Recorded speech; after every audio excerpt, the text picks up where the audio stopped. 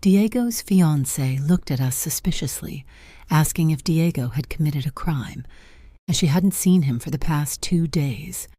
My colleague took out a photo of Jessica from a folder. "Do you know her?"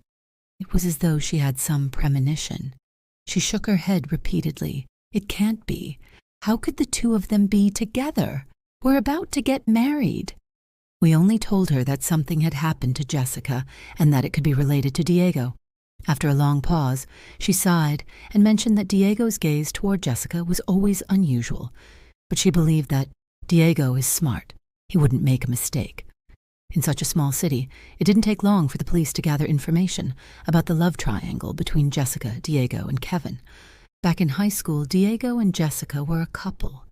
Jessica was the class beauty and an excellent student with many admirers. Diego was one of them, and he successfully won her heart during high school. When they entered university, they were separated, and the person who stayed by Jessica's side changed from Diego to his childhood friend, Kevin. Kevin had been Diego's good friend. They grew up together in the same housing complex, but he ended up stealing Diego's girlfriend. Because of this, during a class reunion, Diego even got into a fight with Kevin. Later on, Diego adjusted his emotions and kept his distance from Jessica, at least outwardly. His relationship with Kevin gradually recovered as well. Diego's fiancé suspected that he and Jessica had run off together, but we did not explain much. She then informed us that 3 years ago, Diego had bought a small apartment, planning to rent it out after the wedding. She had called the landline there, but no one picked up. The technical department had also determined that the last signal from Jessica's and Diego's phones had been in the building where that apartment was located. After finalizing the raid plan, the head of the criminal investigation team allowed me to join, so even if we didn't catch the suspect, we could still find useful evidence. At 2 p.m., I followed the criminal investigators, all of them wearing bulletproof vests and carrying guns, to Diego's apartment. It was a hotel-style unit on the 21st floor. In the hallway, the officers positioned themselves on both sides of the door, preparing for a surprise raid. "I'm with management. Is anyone inside?" A young woman nervously knocked on the door. No one answered. The apartment and the hallway were both eerily quiet. No light came from the peephole. It seemed pitch black inside. Everyone switched off the safety on their guns. A police officer gently pulled me back, pushing me to the end of the line. My heart was pounding. I remembered a case from years ago when an officer was killed as they opened a door. I mentally rehearsed the route to retreat down the stairs, and even glanced down to check if my shoelaces were securely tied. I was a forensic investigator. Although I wasn't authorized to carry a gun, my real weapon was in my crime scene examination kit. After the operation, my task was to find any trace evidence at the scene. The captain raised his gun to his chest, gripping it with both hands, and gave a slight nod to the management girl. The moment the door opened, he charged in, leading the way, with the rest of the officers following closely behind. After a burst of chaos, the 21st floor fell silent again. The curtains in the room were tightly drawn, and the place was shrouded in darkness. I could hear my own heartbeat and the heavy breathing of everyone around me. The smell of alcohol permeated the room, mixed with the stench of a decomposing body. Everyone searched the area with their flashlights.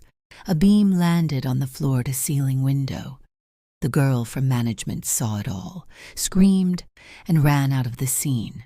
In that light, we saw a man's body, partially wrapped in curtains, hanging in front of the window. The young officer standing in front turned and looked at me. He was pale with fear. I could feel my blood rushing to my head, every hair on my body standing on end. Someone turned on the living room light, revealing the face of the man who had hanged himself. His tongue was protruding, and his face was bruised purple, an extremely terrifying sight. He was wearing a white shirt, black trousers that were soaked, and leather shoes that were tightly squeezing his toes.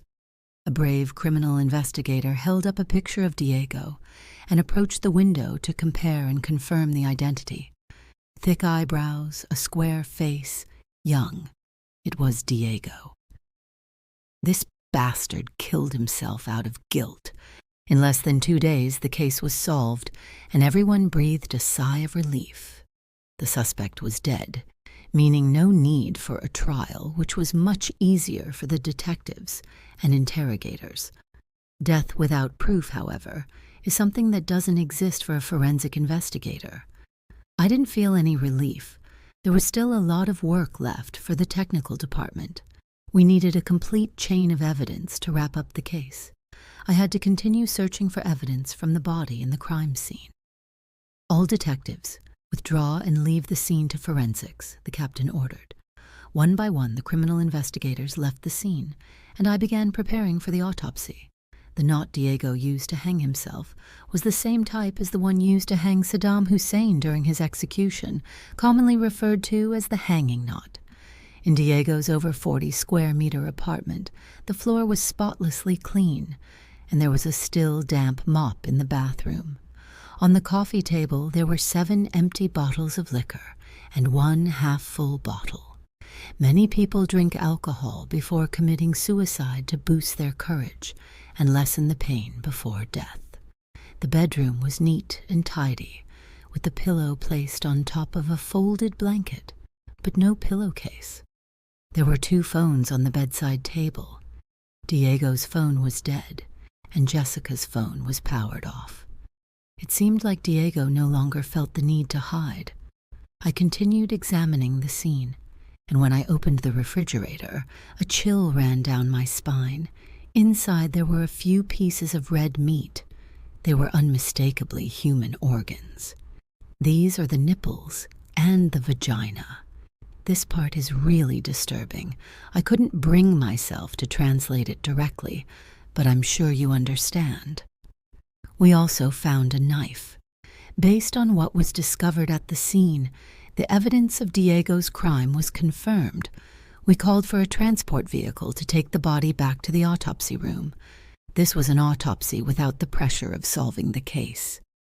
Diego was physically very fit, his skin quite dark, and when the scalpel made the initial incision, I could feel his abdominal muscles were very solid. There was no need to get closer to smell the odor of the decaying body. The signs of decomposition indicated the time of death to be between 48 to 72 hours prior. There was a clearly visible ligature mark around Diego's neck from the pressure before death, but no fatal wounds, confirmed to be a death by mechanical asphyxia asterisk. His stomach was filled with beer and liquor. It seemed that he decided to hang himself while intoxicated. Asterisk. Mechanical asphyxia refers to a situation where breathing is forcibly obstructed, leading to suffocation and death. I took a semen sample from his genital area. Theoretically, if there had been physical contact, there would be traces left behind. If Diego hadn't cleaned himself after the act, Jessica's DNA could still be found on his body, which would help complete the chain of evidence. After completing the autopsy, I carefully sewed Diego's body back together. No matter the magnitude of his crimes in life, his body deserved respect in death.